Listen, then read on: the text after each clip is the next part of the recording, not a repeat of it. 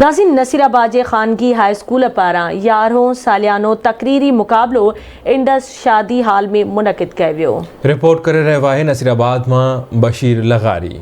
निजी rice high school Nasirabad पारां 11हों सालियानो तकरीरी मुक़ाबलो इंडस शादी हाल में मुनक़िद कयो वियो। तकरीरी मुक़ाबले में पहिरें क्लास खां 10 क्लास जे शागिर्दनि विच में न्याणियुनि जी तालीम ऐं माहौल, माउ सिंधी केरु आहे, सिंधी कंहिंखे चई थो सघिजे, जमहूरियत छा, असां आज़ाद आहियूं, बुख असांजे मुल्क में, पेरे उघाड़े घुमंदी पई वते जे मौज़ूअनि ते मुक़ाबला थिया। तकरीरी मुक़ाबले में पहिरीं, ॿीं, टीं पोज़ीशन हासिल कंदड़ शागिर्दनि खे इनाम ॾिना विया, जॾहिं त तकरीरी मुक़ाबले में शागिर्दनि पिणु मुख़्तलिफ़ गीतनि ते टेबलोस पेश करे ख़ूब दाद हासिल कयो। होॾां तकरीरी मुक़ाबले में तालीमी माहिर ऐं शागिर्दनि जा वालिदैन वॾे अंग में शरीक थिया। उन मौक़े ते तालीमी माहिर ऐं स्कूल जो हेड मास्टर आवाज़ टीवीअ सां ॻाल्हाईंदे चयो त नौजवान शागिर्दनि जे लाइ जेको आहे बिल्कुलु तरक़ी उन लाइ जेका यानी हर शइ जेका उन में अची सघे थी पई ऐं असांखे ॾाढी ख़ुशी थी आहे त असां पंहिंजे नौजवान छाकाणि असांजो ख़ासि करे सिंधी जेको नौजवान आहे उहो हिकिड़ो वॾो ज़हीन आहे, इन जे करे उनखे पंहिंजी ज़हान खे ज़ाहिर करण जे लाइ ऐं उनखे जुरियत ज़ाहिर करण जे लाइ ऐं उनखे ज़ाहिर ॻाल्हाइण जे लाइ उनखे पूरो मौक़ो ॾिनो वञे थो पियो। ऐं तमामु हिकिड़ो बहितरीनु प्रोग्राम आहे ऐं अहिड़ा प्रोग्राम थियणु घुरिजनि। हीउ जेको प्रोग्राम आहे हिनखे असुल में चइजे थो हम निसाबी सरगर्मियूं।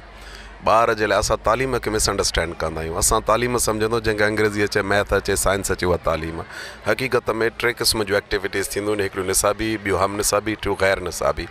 हम निसाबीअ में हे तकरीरी मुक़ाबला वग़ैरह अची वञनि था ऐं ॿार जे लाइ ही मुस्तक़बिल में इंतिहाई शानदार क़िस्म जा चांसिस ऐं हिकिड़ो जेको प्लेटफॉर्म मुहैया कंदो आहे, तो ॿारनि खे बि मुख़्तलिफ़ क़िस्म जो टैलेंट हूंदो आहे।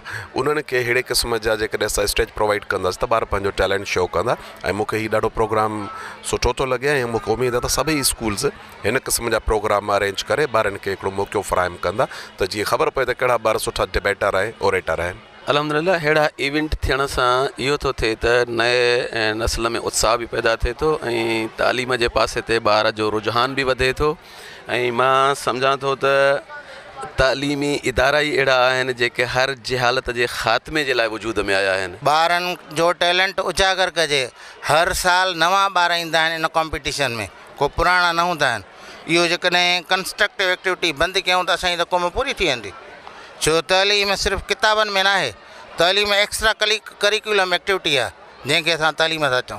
जीअं मां राइज़ हाई स्कूल जे प्रोग्राम में शरीक महिमाननि ऐं इंतिज़ामिया जी ॻाल्हियूं ॿुधियूं त उन्हनि जो चवणु हुयो त हिन प्रोग्राम कराइण जो मक़सदु इहो आहे त नौजवान नस्ल में जेको आहे टैलेंट, जेको उनजो लिकियलु जेको टैलेंट आहे उनखे ज़ाहिर करणु ऐं उन्हनि खे उत्साह बख़्शण लाइ ही प्रोग्राम कराया आहिनि। कैमरामैन मोहसिन कुते बोडाण सां गॾु बशीर अहमद लगारी।